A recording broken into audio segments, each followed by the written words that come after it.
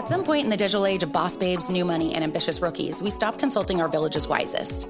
Women have been the heartbeat of the world within their respective communities, workforces, and families since the dawn of time. They are the magic makers, the peacemakers, and the ass kickers. Let's celebrate them with the Matriarchy Party. Good morning, everyone, and welcome back to the Matriarchy Party. It's me, Courtney, obviously. We're starting with our party of one today. And, you know, today is such a Monday. We're recording on a Monday, the Monday after Thanksgiving. And it was such a Monday. I woke up at 3 a.m. I don't know if you ever have those nights or mornings, I should say, that you wake up trying to overthink everything you've ever said or done and trying to solve all of your problems and / the world's problems. And you're just like spiraling. And I was trying to pep talk myself. I don't know what it is, but I hate that. It hasn't happened in like a year. But I listened to some Spice Girls on the way to the studio to try and help myself snap out of it. But you know, Thanksgiving it was short and sweet. It was great. Fine. So many thoughts about the holidays are coming up. It's probably just my luteal phase being a luteal phase, you know, but, I talked to a medium a couple weeks ago and that was an hour-long conversation and it's wild. But one of the key pieces of advice that my maternal grandma came through and said, because she used to host Christmas Eve every year for like 20 plus years of my childhood and life. And like the whole family, extended family, friends would come over and we'd have shrimp cocktail and play games and everyone, it was just the best times. So when she came through the medium, she was like, I know that it's going to be different this year based on who was going to be hosting it. But don't take it on yourself. Don't host Christmas Eve. And I was like, that is very funny because I'm learning about myself, which I think I've mentioned before on here, that I think aspirational me wants to be the hostess with the mostest. But I really just like showing up to holidays with like a cheese board or mimosa, which is what I just brought mimosa supplies this Thanksgiving and just showed up, and what a gift. If you have other people who want to host, I'm like, yeah, I just don't want to. I feel like I'm stressed the whole time in the kitchen and I would rather just not even have Thanksgiving meals with 20 different sides. I know it's tradition, I know whatever, but I'm kind of like, let's all just be together and make it no stress. And I'm an anxiety meatball, but I thought that was very funny because it's like, wow, of all the advice my grandma could have come through, now I'm going to use that as like something to lean on. Well, my dead grandma told me I don't have to host, so I don't have to contribute. I don't have to host, you know. But I thought that was so funny. This week, though, I will say the highlight of my week, I've been home for like 10 days and I got to surprise my husband for his birthday. And I am somebody who like will buy a Christmas gift, birthday gift. And I'm like, you want to know what I got you? Because I can't wait. I'm so excited to tell you about the thing. And so like I booked us a day. We have a 20-year-old dog, which you may or may not know. And so we can't really go on trips together right now because there's just a lot of logistics with him. And he protests when I'm gone already for work. So poor guy. But my sister watched the pup and I booked us a flight. We went to Disneyland all day and flew back the next morning and he had no idea. And we got upgraded on the way there. It's just like a 45-minute flight to John Wayne Airport, but what a treat. And he was just so surprised. And my friend Court got to meet us and it was just such a great day. The weather was so great. I haven't been there when it's decorated for Christmas in so long. And I swear a little tear just welled in his eye because I got him so good. And I mean, after two decades together to be able to surprise each other, man, that's better than the gift or being surprised myself as like getting somebody so good. He had no idea. Wow, what a treat. So that was really fun. That was my highlight of the week. And I think that they redid Space Mountain because it was very fun. And I was like giggling and shrieking the whole time because it was so fast, but always sit in the back. And Big Thunder Mountain Railroad is closed for refurbishment. So that is some sad news I'm here to report on. Those are all the things. I'm headed to Brazil in a couple days now for CCXP. By the time you hear this, it'll probably be come and gone there. But it's summer in Sao Paulo, so I have to like rethink how I'm packing, but it's always very fun. And I know about 5 words in Portuguese and I'm prepared to use them. And so obrigada to all of you. You know, I feel like Kristen Wiig in Bridesmaids, like in Viver and La Casa and La Paella, but that's me trying to speak Portuguese. Anyways, sharp pivot, which I feel like it always is after the party of one, to get into this party of two. this week, we have such an amazing special guest. I'm so excited to talk with her. And because we were just talking about, we have just been online friends since we used to work together. But Caity Bransby, a social media strategist who thrives on data, creativity, and good vibes, no coffee required, which I love that note because I cannot relate, but I love that. I've always sensed good vibes about you. Um, and I feel like we have known each other very surface level, but we were talking about before being able to have the gift of both be chronically, for better or worse, on social 24/7 for work and play. Feel like we're so connected. But she's currently the head of global social at StubHub, where she gets to connect fans to unforgettable live events. In the past, she had the privilege of running social media for the 2024 Paris Olympics, you guys. I will get into that later. I'm still so dead. I was like weeping. I was so excited, like of all the things you got to do and all the cool things that you executed because everybody's so down, I'm sure, in that environment. Again, we'll talk about that later. The TV show Suits, she also worked on the Billboard Music Awards. So Caity and I met in an agency years back. And, I've met a handful of like life friends and connections through that, but we are onward and upward now. But we've remained social media friends. And it's been so cool to be able to cheer her on from afar and just watch her absolutely crush it in her roles. When Caity's not working, you'll probably find her skateboarding, going to concerts, or convincing her little sisters to make TikToks. And that is very relatable. I too do that in my time off. Sorry, sisters. But her approach to life is all about staying curious, having fun, and caring way too much, whether it's about her work, her dog's feelings, or tracking down the best cinnamon roll in California. I love all of this. That is so relatable. And what a great bio. Thanks for attending our party, Caity. Welcome. Hey, thanks for having me. I'm so stoked. I'm so stoked. I didn't know you skateboarded. I Yeah, mean, I'm a typical SoCal gal. It's in my blood. I've been skateboarding since I was a little girl. I learned how to skateboard when I was like in third grade, and yeah, it's just like so fun. I live next to the so beach too, fun. so I mean, you are a typical SoCal gal then. I mean, dreams. I feel like you go on the skateboarding or surfing trajectory, or maybe there's crossover there. I got a skateboard like when I was 16 and did like one kick flip. It was more about designing the skateboard, which is usually how I find a hobby, yeah. like what I can design and the grip tape that was leopard. And like the second day I had it, Yeah. I ate shit as you do. And then like it shot into this alley and then a moving truck fell by and snapped it. And I was like devastatingly crying. And That's so a much so that movie. it was like a movie. I was like, what in the world? Like, this is my second day. I guess this isn't the hobby for me, but like during the pandemic, I bought another skateboard and I was like, this is my time. I feel like people were roller skating. We They were like, were. yeah. So I'm like, I can barely go straight as I'm not 16 anymore. Yeah. I'm not as limber, but you're going to have to teach me. I'm like, my goal in life is to like drop in and, It's still terrifying, and it just gets scary and scary as you get older oh, because you're like, should I be doing this as a grown adult woman? you Like, know too I much. think so much. That's so true. I'm too Oh, conscious now.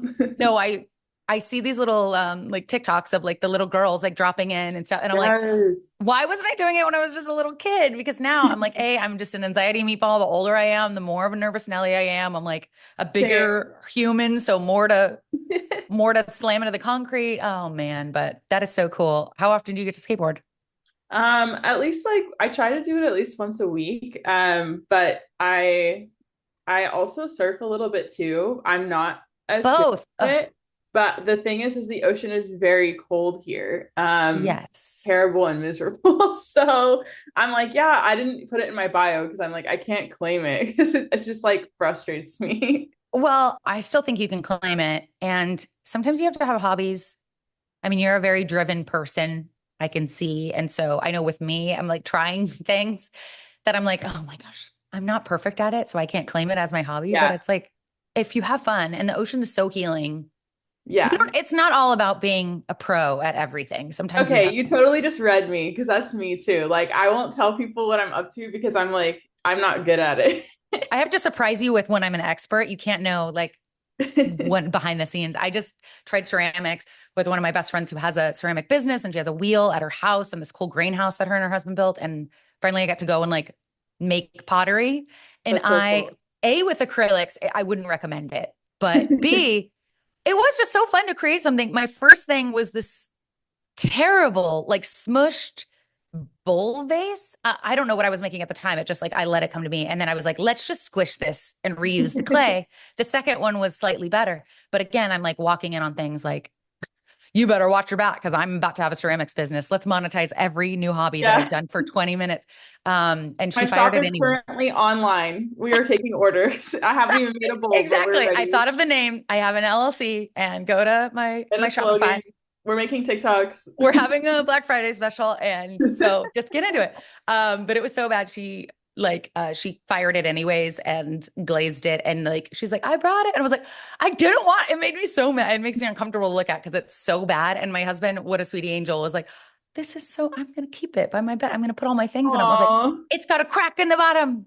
It's all messed up. This isn't what I wanted to make. And he's like, no, it's just, but I'm like, it's a good reminder that, there's beauty. There's got to be some Yeah, learning there. it's symbolic of something, but like I don't want to grasp it mentally right I don't. now. Totally. Like there's beauty in the imperfections, but I'm like, no, I would rather have made a perfect vase on my first try and be like, it's a gift. But alas, I feel that deeply. oh my gosh. Well, I'm gonna have to get my buns back on a skateboard because I mean, it's even cold to do that now. Cold, like Yeah. 50 degrees in Arizona and California. I feel like we're the same temp, but well, I always start the podcast off by asking when we think of a matriarch, we think of a woman who's the head of our tribe, family, or organization. When in your life have you felt like you've had to demonstrate those traits, either by necessity or not? Yeah, so I'm an oldest sister, so this comes very natural to me. I'm the oldest of three. I have two sisters and a little brother, and they're all like decently younger than me. So I've kind of always been that older sister character. I would like to I'd like the record to show though, like I'm not a mean older sister. My younger Good. siblings actually bullied me a lot. I was like the like everybody chill. But I'm the kind of person in my family, and this is definitely influenced from like my grandma's too. Like I'm the person who brings us all together. My sister actually currently lives with me right now. I'm actually in her room. But I How just like love fun. them so much, and it makes me so happy to like bring them together and be able to have like a career, so I have money so that I can take them on vacations and I can hang out with them. And so that's always been my role in my family, is that oldest sister is bringing everybody to do stuff. Being the glue. It's a blessing Yeah, and a curse. I love it. I love my siblings so much. They're like built-in friends for me, and I am in a unique position. You might already know this about me because I know we've talked about it, but I was born and then my dad passed away, and like I was just a single parent, only child, and my mom got remarried and she had three kids. And so I always felt like it was a huge blessing to have siblings because I didn't know that I would have siblings, and it's Yeah. fun. So I love being like the older sister and bringing them along. That's so magical. Um, how many years apart are you and your siblings or the next sibling, I guess? The next sibling is 4 years away from me, and then the next is 5, and then the youngest is 7 years away from me. So he's Oh my actually, gosh, you're all spread out. yeah, he's just finishing up college. So like they're legitimate babies to me. Well, what's funny, that's my toxic trait is when you're like 7 year, I was like, he's just like in eighth grade. Cause we're Yeah, like, he's a we're baby. we're 24. So that's the math there. I'm like, ooh, college. Yikes. Yeah. How fun. And you're all on different like life paths. And that must even give you more tools to be able to like be a mentor, older sister to everybody. Yeah, as I get older, it just feels like more and more like a friendship because their paths are so different than mine. My sister is going to medical school. My brother is an aerospace engineer, and my other sister, she works for a film program. And like, it's so incredible how smart and put together and driven they are. So I can only help on the like, are you saving money? And this is how you pay bills, and like this is a skincare routine. But like in terms of their life choices, I'm just like, yeah, quantum physics, that's so cool. Enjoy. I can't chime in on that, but proud of you. Yeah. Well, why do you think that they're so driven and have their shit together? It's because they had an older sister that was like walking so they could run. You were like, whether or not it was in the same field, like you set the standard pretty high, it seems like. So, like, they have different passions and skills, but they're crushing it in their respective fields because they had you mother henning them since they were out of the womb. That's so nice. Yeah, we're pretty hardcore. We were all like multiple sports, multiple crazy classes, like pretty driven kids. But I will say we all are like we all like to party too, so we weren't too nerdy. It was a For the healthy record, balance let for it the show. yeah. Oh, siblings are such a gift. I'm very close with mine too. And I'm with my sisters talking to them daily. It seems like they both live here. They're twins. And then my twin brother, he lives in Kansas. So, but I FaceTime all the time because he has my 4-year-old niece. So I feel like since she's been born, we've been FaceTiming more than ever. So, but like that's the dream is to be able to like hang out and like treat your siblings, even if like my baby sisters are in their 30s now. And I'm like, no, let me buy your coffee. Let me, it's the oldest sister way. You want to Do you get just like be, all of those TikToks that are making jokes about like being the older sister who pays for everything? Because I get all of yeah, them. I'm definitely on oldest daughter talk. I'm like, my brother's 2 minutes older than I am, but it's a different path being an oldest daughter versus the oldest kid or son. But I get so much, it's like, oh, just going like looking in your purse. I mean, that trend that there's nothing but like lip gloss in your wallet or something. Yeah. Um, yeah, that's definitely it's literally been maybe this year that I'm like, oh yeah, you guys are real life grown-ups now. I guess you can like buy your lunch, but it doesn't feel right. But It doesn't. what a gift. It is. It is Um, a great gift. I love it so much. I was actually talking to someone this weekend about like Christmas gifts, and I was like laying out how I do my Christmas gifting because I like love gifting, and I have a notes app that I keep all year long where I just like write stuff down where I'm like, my sister needs better shampoo. Like I'll just like write things down. I was telling her that, and she was like, have you ever thought about having kids? Like you treat your siblings like they're your kids. And I was like, honestly, like I haven't thought a lot about having kids, but now that someone's putting that into words, like you're right. Like these are my children. these are my children I guess that as is, well as my mom's children. That's so funny. yeah, yeah. That well, and do you think, have you thought more on that? Do you think that you want to have children or TBD? TBD, like I'm still pretty young. Like we were talking about earlier, like I'm planning on moving to New York City. There's a lot that I want to do before I decide if it's time to have kids or not, or even if I'm able to have kids. So I've always been pretty chill about it. I actually like never even had plans for myself of, oh, I'm gonna get married or any of that. I've always just been focused on my career. That's been my Yeah, only like I'm very loosey goosey in the rest of my life. I'm pretty chill, but yeah, we'll just see where life takes us. that's a great way to look at it. I feel like, especially because you are so young, like there's time to figure it out. You don't have to just pick one dream. But Yeah. yeah, I guess to the other opposite side of that, I was like, I've been mothering everybody in my life for so long. I'm tired now. Like, so I think my dogs, they are enough for me for children. But Your um, dogs, one of your dogs look a lot like my dog. I don't know if we've ever established yes, before. no, I Yes, know. I have a similar looking, like slightly long little, Like like, I don't reddish, know. Yeah, like with a firework fluffy. tail. Yeah. Yeah. How old is yours? She's like 4. We rescued her. She was a street dog. She was just like wandering outside. And we were like, hey, do you want to live with You us? are mine. She was like, Is yeah. the vibe mutual? Yeah. Yeah, she's the best. I'm obsessed. Oh, what's her name? Her name is Suki. Oh, of course. Seen her on the gram.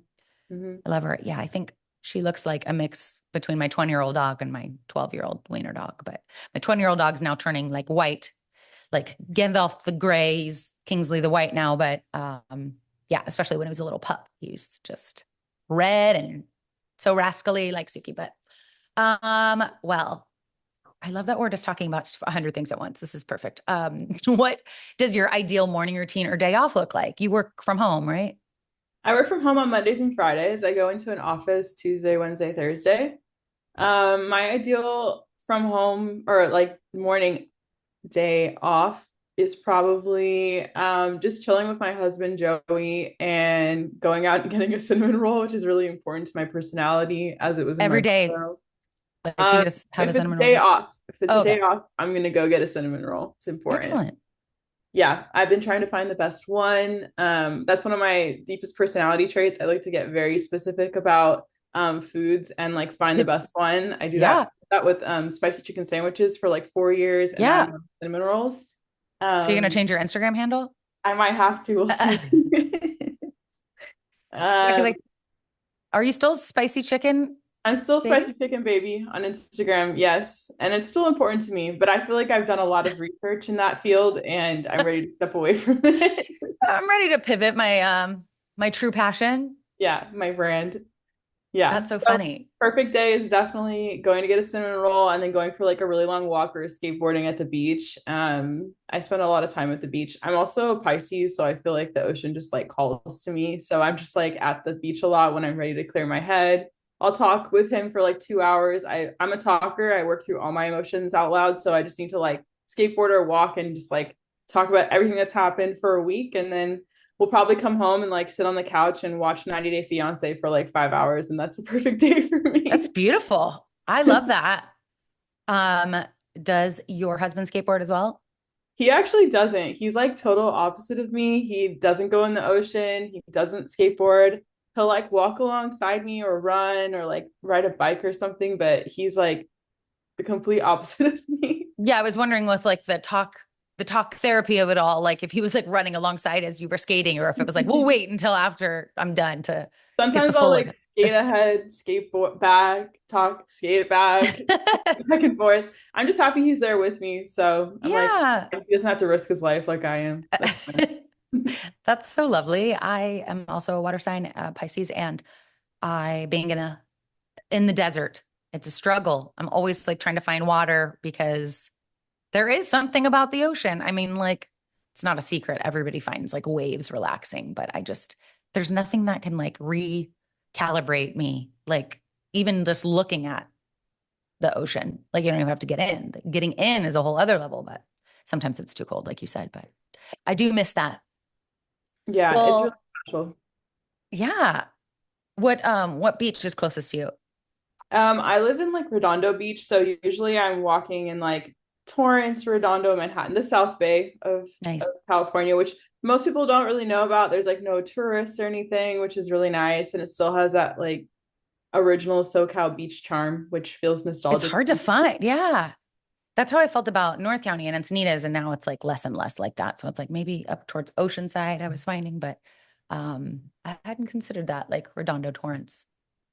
I had friends in Manhattan Beach and Redondo Beach, so I'd be down there a while, but every once in a while. But They have like a really strict building laws here, so like all the buildings still look original too. Like it still looks like it did in like the 90s in most of Redondo Beach, which nice. I don't mind because I don't know, there's parts of LA that have really like lost their charm over the years, so I like it. Yeah, I would love that. It does feel nostalgic.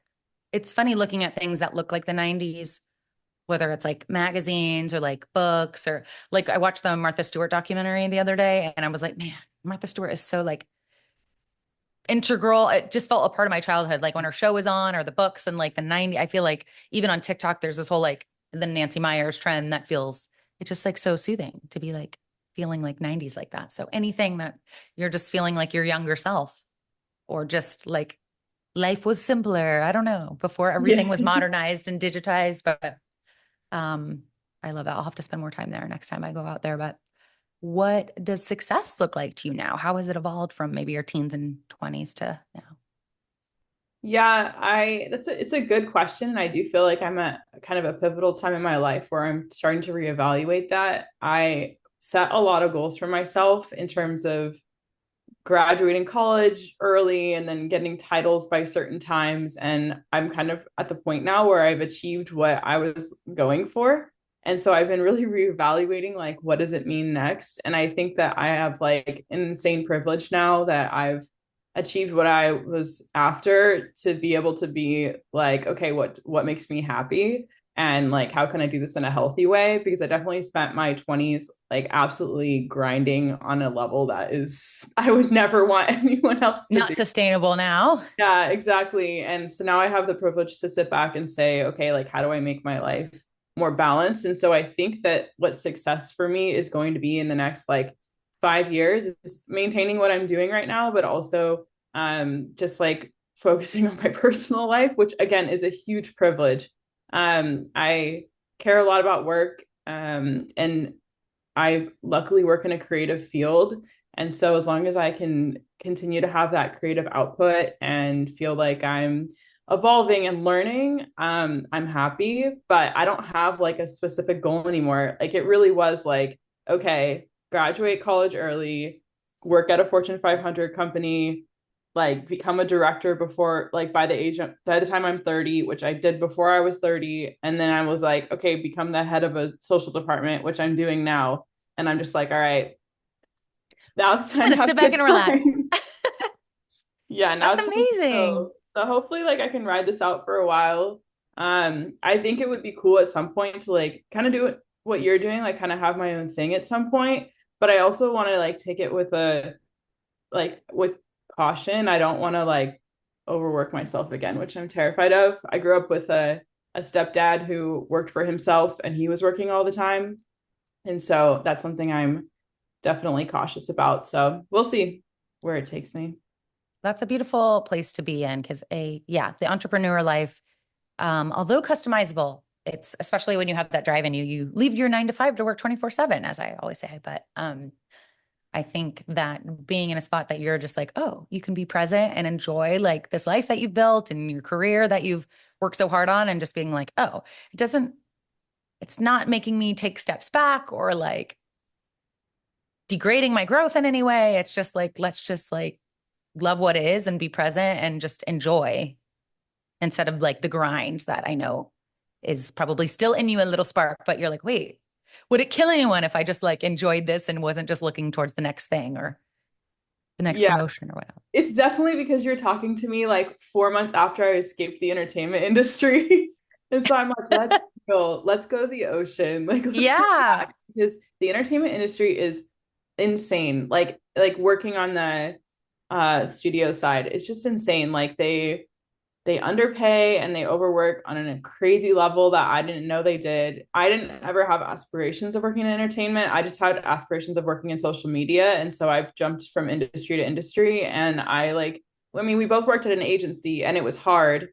And then I thought, okay, client side, maybe it will calm down. And it absolutely did. Wrong.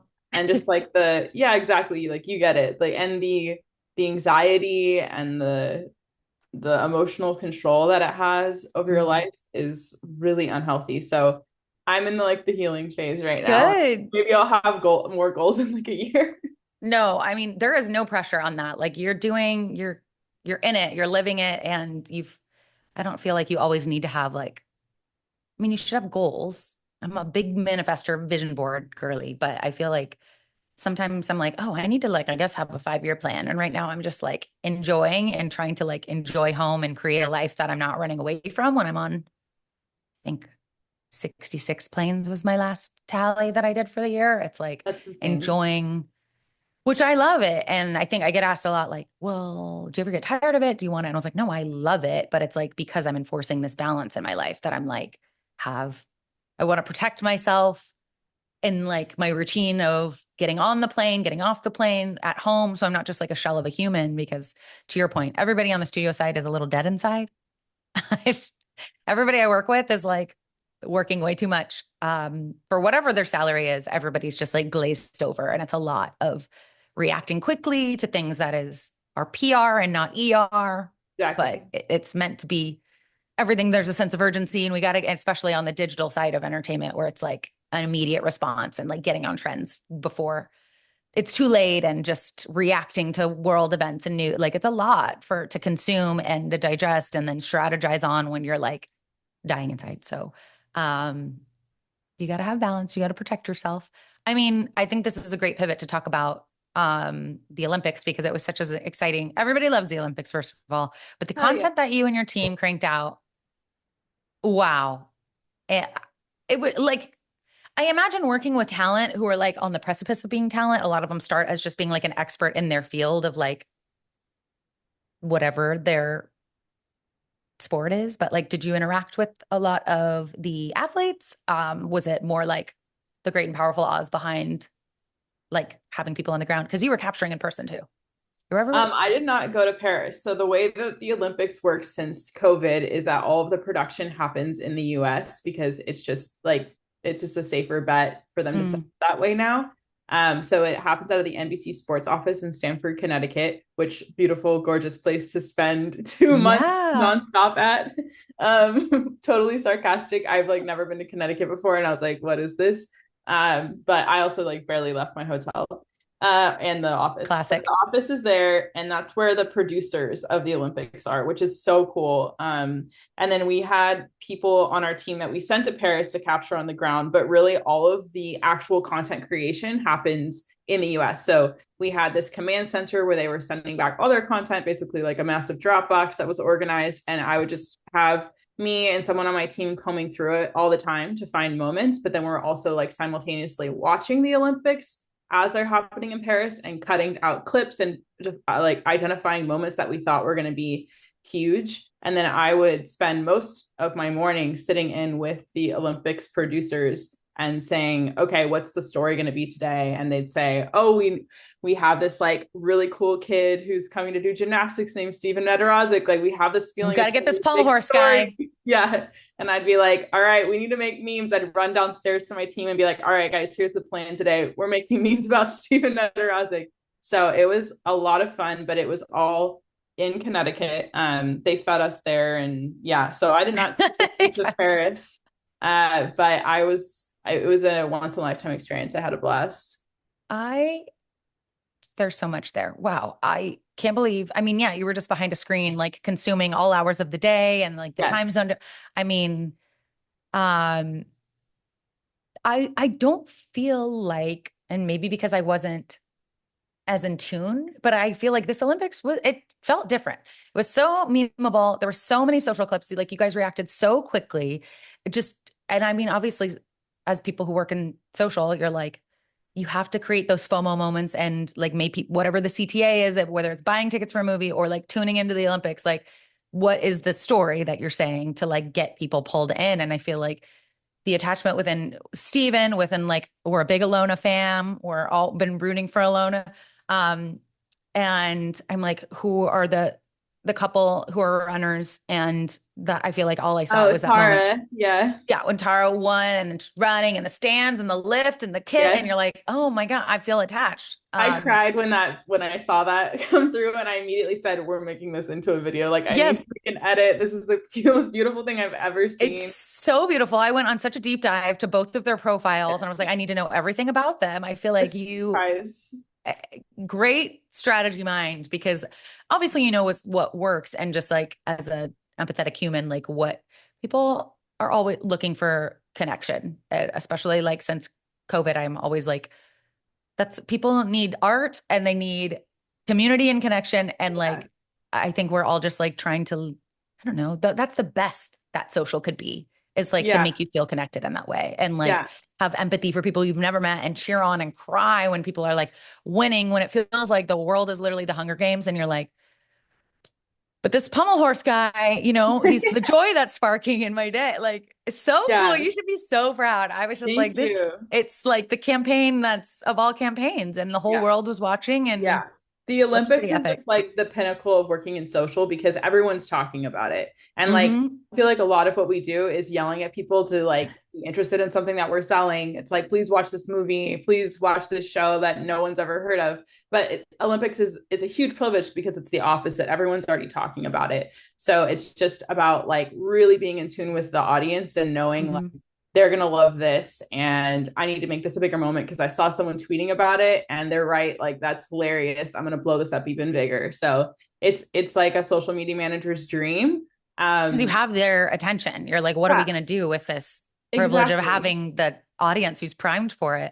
Yes, and every time we made a good meme, it would then be on Fallon that night, and then it would be like posted in the New York Times. Like it was just insane, like the level of attention. But that Yeah. was totally by design. I have to give credit where credit is due. The CMO right now of marketing at NBC, her name is Jenny Storms, and there used to be, and there still is, this weird thing in entertainment, which you were kind of alluding to, where it was like, don't show the full clip because we need people to tune in. Hmm. Don't show like don't show more than 30 seconds because we need people to watch cable. But Jenny Storms didn't care. This is the first Olympics where she said, get everything everywhere. An eyeball is an eyeball, a view is a view. And let's just get it up so people can enjoy it no matter what platform they're on, which is pretty revolutionary because like TikTok is a competitor to a platform like cable or broadcast Right. TV. So she was the one who was totally okay with it. And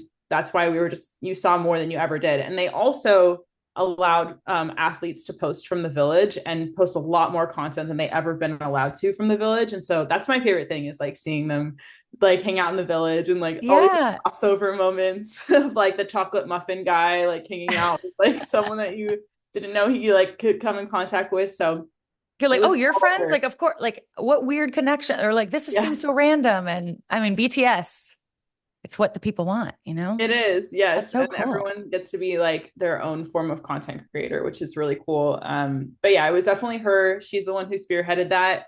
And so it gave Kudos me, to Jenny. yeah, shout out to Jenny. She like let me do whatever I wanted on the internet, which is like insane for a company that big with so much Yeah. visibility. I was just like essentially shit posting, which was great. I mean, that's a dream, another privilege. I was thinking, like, what was the approval process like? But it was like, you know what? I'm empowering you. Do what you think is right. Yeah, Beautiful. pretty much. So the my I feel like I have to say our hours were insane. I Yeah. worked like 15 to 16 hours a day. I Yeah. basically would just get bussed back to a hotel, sleep, wake up, and then just go right back, which is insane. And my husband came with me. He actually lived Oh, in the good. hotel with me. I was So I wondering. would see him for like 2 seconds and then go back to work. But because we were just working on these insane timelines, there really was like no approval process. It was just like, all right, let's post. And then sometimes at like 1 or 2 in the morning, I would just scroll through everything we had done and like double check all of our captions and like be like, oh God, we accidentally used this TikTok sound on this. I'm removing this video. Like I would just clean things up every once in a while. But we had like a Slack channel where we would throw like some content in. We had interns who were helping us too, and they were amazing. And we would just go in there and say like, hey, you need to fix this graphic a little bit, or hey, you should add in captions. But yeah, we were flying by the seat of our pants for the most part. Wow. That is so cool. I mean, yeah, I know that you're so proud, but you and the whole team should be so proud. I was just, I mean, the world was watching with like the star-eyed emoji. It was just great. It was so Um, fun. Yeah, it aged me. Like I definitely got like a new line on my forehead from not sleeping for that I'm long. sure that's a lot of work. It was like I would do it again and again. I like A can't core complain. It's memory. so cool. Yeah. I can imagine. What an experience. Wow. And like a button up to your career there before Yeah, it pretty changing. much like it was a little bit awkward. I did that. I came back. I got promoted to director of social at NBC, and then I left like 2 weeks later. Like, sorry. The timing Thank was you for the crazy. promotion. Yeah. Steph had Well, called me during the Olympics. of course They they did. Yeah, they were like, "Hey, Caity, we have this role we think you'd be good for." I actually knew the recruiter from a previous role. And I was like, I can't talk right now. I have like 1 hour of my day for myself, and I spend that showering. Like I like cannot talk. And he was like, "Okay, I'll pick this up afterwards." And then we just started negotiating like right after Olympics. So the timing was insane. I Wow. didn't think I'd leave NBC for a little bit. But it was the right opportunity. It's not the kind of opportunity that I could have like applied for. So I was like, yeah, it's The time. universe made way. You had to just Yeah. jump. That's Yeah. so great. Oh, so well deserved. That's so cool. Thanks. I have a million other questions to ask you, but I feel like we should get into your matriarchs here. Okay. Um, let's talk about your matriarch. What are we Yes. talking about?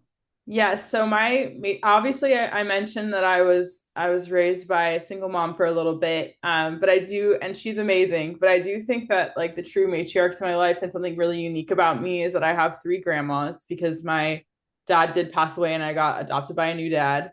I have a grandma Jean, a grandma Henny, and a grandma Meg, and they're all badasses who just really paved the way for all of the women in our lives. I'm so lucky that two of my grandmas went to college, which I feel like is really rare to Yeah. the time that they were in and everything. And they have always just been really like huge supporters of my career. And they're the ones who told me when I was young, like, save money, have your own bank account, work hard, graduate college. And so they've been like the guiding forces in my life. Beautiful. And they're all living, you told me earlier, still. So even more exciting because grandmas don't last forever. And were you always close when you were little? Obviously, you were four or so when one of your grandmas, like your stepdad's mom, until your parents got Yeah. together, you didn't know that when you were a baby, but Have you always been close with all three? So kind of interesting about me is my parents were in like a pretty restrictive religion when I was young, and Interesting. I didn't get to know most of my family until my parents were out of that religion or spend like more time with them, which is complicated. And I could talk about it if we want to talk about it, but it's a whole other story. Wow. Um, but my grandma Jean, who's my biological dad's grandma, my whole biological family lives in Michigan and in New York. And she really made an effort, despite the fact that my parents were in this weird thing, to fly out once a year to visit me my entire life growing up. And now that she's older, I fly out to visit her once a year. So we've always had that connection. And I think like she's really helped me stay sane through that whole thing with my parents because she was on the outside of it and was just there supporting me as like a regular person. So she really made an effort. But my grandma Henny and my grandma Meg, I really didn't see until I was like maybe like 10 years old. I started to Mm. spend time with them. Wow. Such an interesting dynamic. Well, yeah, now I'm like, I want to know more about this interesting religion that kept you away, but we have other things we can talk about. No, like you don't need to talk about it if you don't want Yeah, it was basically to. just like evangelical Christianity. It was really, really strict, and they kind of cut you off from your family, and because your family is the church. We still lived in SoCal, like these things are around us all the time, which is really crazy. Like It's the TikTok star. I yeah, was like, what's her name? The dancer. But like, yeah, have you seen that? Did you watch that yeah. TikTok? I get all the cult Oh TikToks. man, we are on the same Easily algorithm. relatable. Yeah.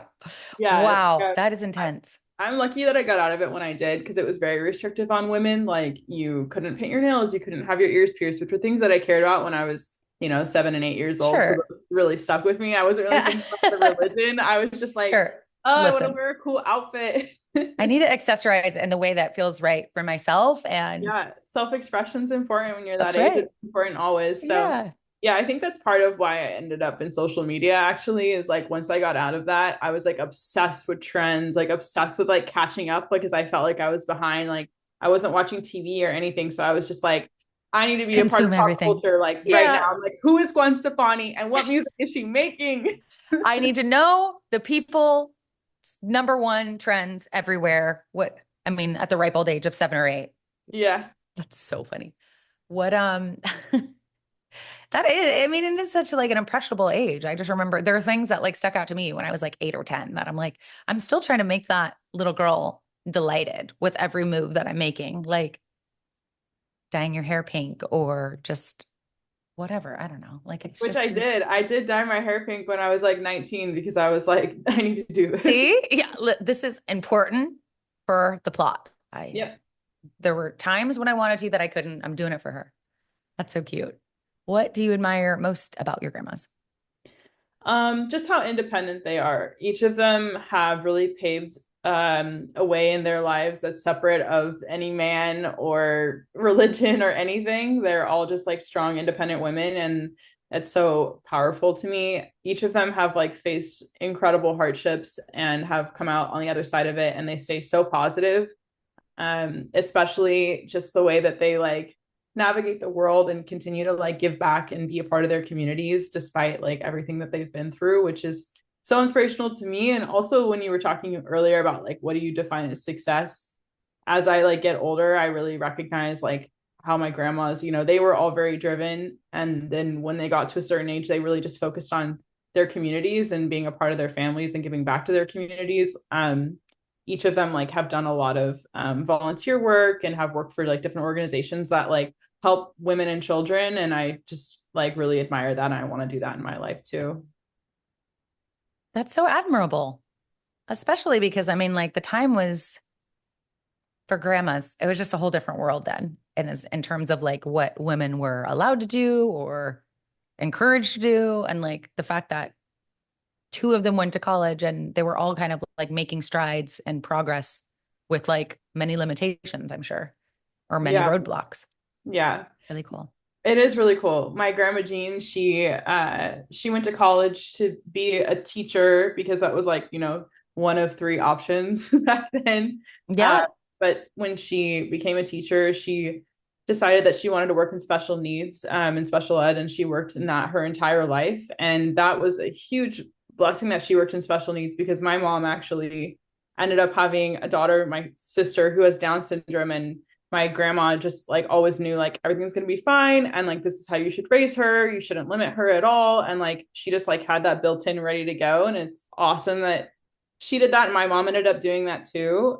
She also works in special ed now too, and it's really It's cool that amazing. like she was able to pave that way for my mom. And my grandma Jean has just been like through so much in her life, and she has always found a way to give back and like support her family and her community. She's, you know, my biological grandma, so she's the one who lost my dad. Her son passed away. She also lost her husband of a similar cancer, and so Oh she my was God. a single mom for a long time, raising her kids. And she's seen so much loss, and she's just the most positive person. It's absurd. I Wow. simply don't know how she does it. She's just built different. Women are built different. I mean, they just get it done. Like, Mhm. especially when you have children, I imagine you're like, the show must go on. Like, kids got to go to school, kids got to eat. Like, I got to just keep going. I don't have time to be depressed. Like, that is incredible. Yeah, she I was can't telling imagine. me last time I visited her, because I visit her pretty often, that she went back to work like 2 weeks after giving birth to her youngest kid, which is like Oh my gosh, that's crazy. insane, because she was just like, I have to feed my kids, which is, I don't have time to take time off. I'm healed enough. Oh, yeah. And also back then, like you could get fired for taking maternity leave, or you have to leave your job and like find a new job after, which is insane. And I don't so, know why I'm surprised, but that's horrific. yes. Wow. As much as we have a lot of things working against us now, it's like we have come so far. We're not going back, you know? Wow. That just, wow.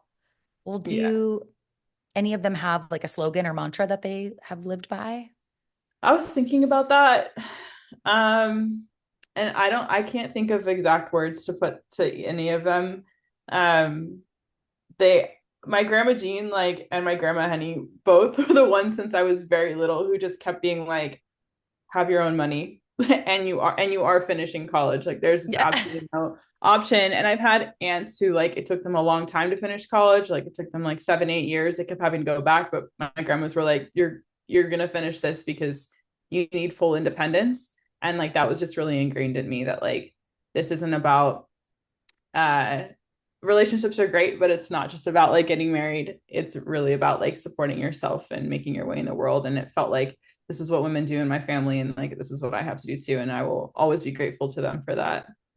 Yeah. Because I mean, financial literacy is not something that every woman has at any age or is instilled at a young age. Like, I feel like even I had similar parents saying, like, you're going to college. And so pick which one because there's no choice. You're going, you're finishing. But um, I don't think like the financial literacy was something that was like instilled ever. So learning it, you feel like you're playing catch up because a lot of people are like, oh, I should probably get my Roth IRA or my 401k together. Like, and you're like, I should have started this when I was 16, should have bought a house when I was 10, you know, and then I would, but that's such a gift, especially Yeah. as a woman. And Yeah, just, definitely. I think that a lot of people too like don't have the privilege of being able to see older women in their lives living in that way. And I am really lucky to have that example, because obviously like a lot of things are cyclical. So it's great to see like women who can support themselves.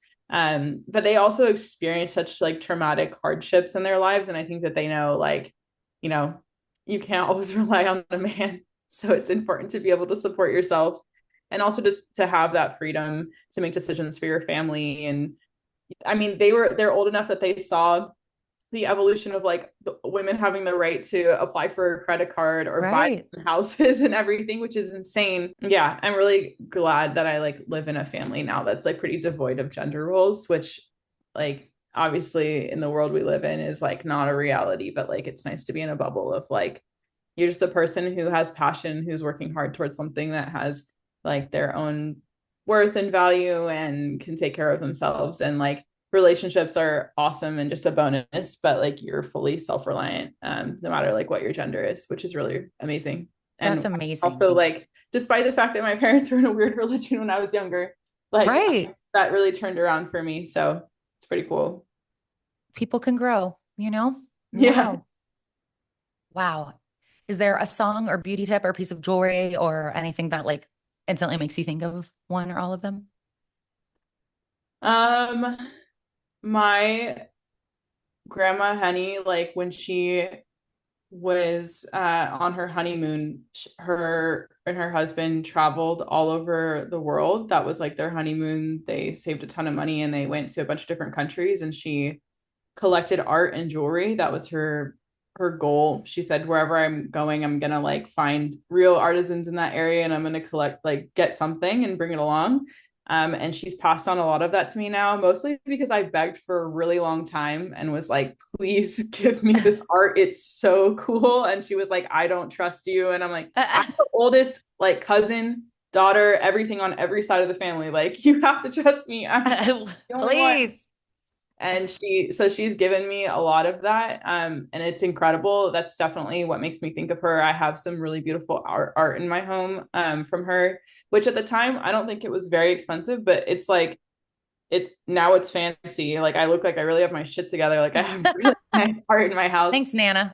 Yeah, but she has yeah, I have some really cool like block paintings from Japan, which are super, super cool and special to me. I'll bring those wherever I go, and those make me think of her. My other grandmas are the thriftiest grandmas you've ever met. My they will literally like, you'd be like, Grandma, I want makeup for Christmas, and like you're gonna get something from a garage sale. Like my grandma Excellent. has a has her church sale that she goes to. She likes to make crafts. We appreciate her, but I love that. you're not You're getting not getting a Sephora gift card or item. no, there's no jewelry, there's nothing. Well, Yeah. you have like you're probably the yin and yang from both. Like you can appreciate art and joy and luxury and also like the thriftiness, like Yeah. duality.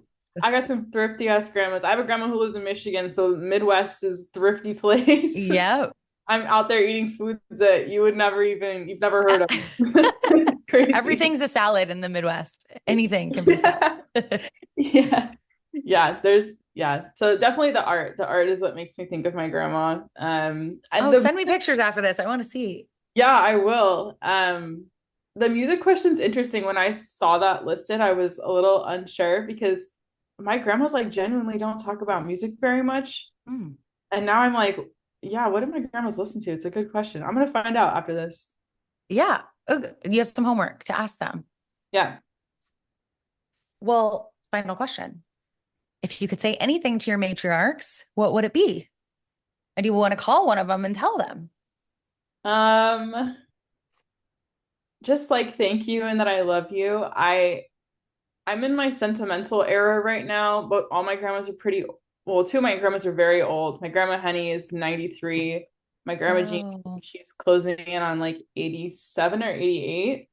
And so every time I visit them, I'm just like, I love you so much and you mean so much to me. please hear me, how much I love you. And they're like, thanks. Oh, So nice. I'm always like writing them letters. I love to handwrite notes. So I'm always writing them things to tell them. My grandma Meg's much younger. She's my adopted grandma because my dad is young, my stepdad is younger. She's like fly by the seat of your pants. She actually was a hang gliding instructor for a while, and she took me hang gliding, wow. which is absurd. Fatty grandmas. She's crazy. So I don't talk to her as much because she's like living out her 20s and her Yeah, 70s. I bet. She's got her renaissance right now. Yeah, Wow. she's busy. But I could call my grandma Jean. She might be around. She's a chatty lady though, so we might be on the phone for a little bit. I mean, try, yeah, call, put her on Okay. speaker if you have the I'll do that. time. Yeah. I'll give her a call and tell her that I love her. She's a She's like, little honey, I know. she's old, so just don't worry. I'm like, how do I explain the situation to her? I don't even think she knows what a podcast is. Doing an interview, and a friend asked me this, and this is what I want to say. Let's see if she answers.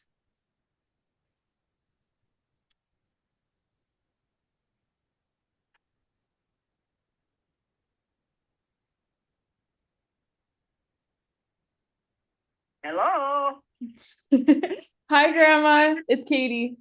Oh, Katie. Oh, I got you on my list to call. Where now? I'm doing an interview with one of my friends. She has like an Oh, interview. She has an interview show, and it's Hi. about, yeah. She says hi, what? and it's about matriarchs in your life and how they have supported you. And so I've been talking about you Oh, for like an hour.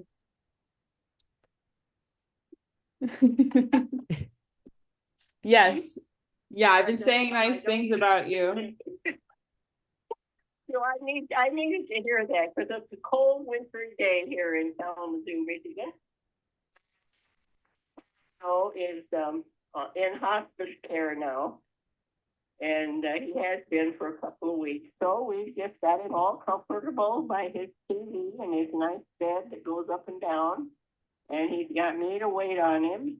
And our kids thought, I ought to hire somebody, but I said, give me some time here with this. But he sleeps all night, and I can sleep all night.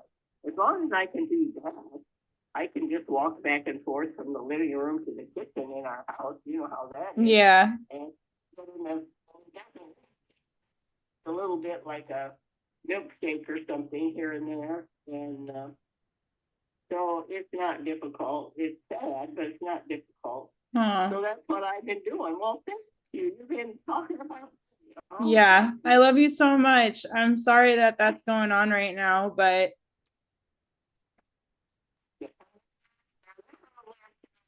you know that. yeah, based off of the genetics in this family, probably. Both lived to 93. All right. My sister Ruth died this year, and she was 92, missed her 93rd by a week. And so I'm 90, 87, and so is Grandpa. He's 87. So you're going to be around for a long time. Take care of yourself because now they have even medicine. So you'll be like, if you ever have any kids, they're going to think, oh my gosh, grandma's out riding her motorcycle and she's 92. That's amazing. Well, it was nice to hear from you, and I'll call you back again to check up on you, but Oh, I love oh, thank you. you. Okay, bye. That's my grandma Jean. Oh, sweetie angel Grandma Jean. Yeah, Oh, I hate that you're having to hear like bad news when we called. I'm like, it's I'll okay. cut that chunk out so you I don't feel like actually you need to already knew share. that. He's kind of been going through it for a while. He's just super old, and yeah, he's been like that for a bit. I actually was just out there last month because I had a break between my two jobs, and I just spent it with her. So Um, nice. so I just saw her. She just like tells kind of parrots the same stories over and Yeah. over again because she's old. Yeah. So you're like, it wasn't the first time hearing this information for me. So it was less of a Yeah. shock, but still, I was like, oh, No, it's just hard poor hearing grandma. that, like she's having to Worse. take care of him, but that's just who she is. She's such a fighter and she just wants to help out everybody all the time. So there's no way that she's not going to take care of him, even though Yeah. she's like so old. She's like, if I can sleep at night, how hard can it be? Yeah. Big deal. I'm like, all right, grandma, that's a lot of work. Yeah, it is a lot of work. I'm very lucky though. My aunt and uncle live like right down the street from them. So they're like always checking up and taking care of them. Oh, And that's good. yeah, Yeah. they're really lucky. And it's something I think a lot about now since, and I don't know if you have like having older grandparents. One of my grandmas, she lives in an assisted living facility, and then my other two grandmas live with or one lives on their own, and the other one lives with family. And it's just kind of like thinking about the end of your life, like what kind of plans do you want to have, I and know. what would be good for you. And my grandma Jean has a sweet setup. She lives in a neighborhood that like almost everyone's retired there, and they all just check up on each other and take care of each other. Good. Which I'm like, that's so good for your mental health to still be a part of a community and not be Yeah. moved into a assisted living facility. And you can be independent, but you're not isolated, Yeah, exactly. especially with your aunt and uncle living near-ish too. So it's like Yeah. another layer. Yeah. Staying It in is your own something. home too, I think is Yeah. really key for your brain. Yeah, totally. Because you're like thinking about memories and like looking at things and the art Yeah. and jewelry you've acquired. Yeah. That And was a you're different grandma, but oriented. Yeah, you're yeah, oriented, like you know where you are. My other grandma, my grandma Henny, like we kind of had to, she was at assisted living facility and they moved her from room to room as like her health changed because she needed different levels of like assistance. care. Yeah. And it really confused her. And I think it confused anybody. Yeah. So it was a lot harder. So yeah, I think about these things a lot now, which is morbid, but No, it's I know. After losing my dad, I was like, okay, everybody, what's our death plan? Because I don't want to do this forever. yeah. Like, I want to know like what you want. I want to talk about this. Like, it sucks. Yes, But yeah, both a let's talk part of about it. the we're both a part of the Dead Dad Club. Yeah, Yeah. that too with my family. They're all they were like when I was like 10 or 11, my parents were like, okay, so when we die, like this is you're gonna be in charge of all these things, and here's our will. And I was like, I'm 10. I have to take care of I'm my 10. I don't sister. even want to know that death is a thing, except for I know I lost my dad, but Yeah. And then like having a death plan and like all of that too has been a part of my life. Yeah, definitely hear you on that. it's just, yeah, part of it, I guess. But my husband and I looked at each other, we're like, we should have a will. I don't like what we need to do this. Like we've been putting out, we've talked about everything. If something happens, but we're like, we need to like probably do the paperwork to back it up. But sharp pivot from death and devastation. Thank you so much. This has been such a joy talking with you. I feel like we have so much in common, so much to talk about. I loved getting to know all of your grandmas, and grandmas are so special. And I'm sure all of you listening, if you want to see what Caity's up to next and all the cool things she's working on, slash the TikTok shit she bullies her sisters into making with her, you can find her on Spicy Chicken Baby is on Instagram, but not TikTok, right? What's your handle on TikTok? Good question. I think Or it's also my LinkedIn, Caity Bransby. no, that's See. also my name on TikTok.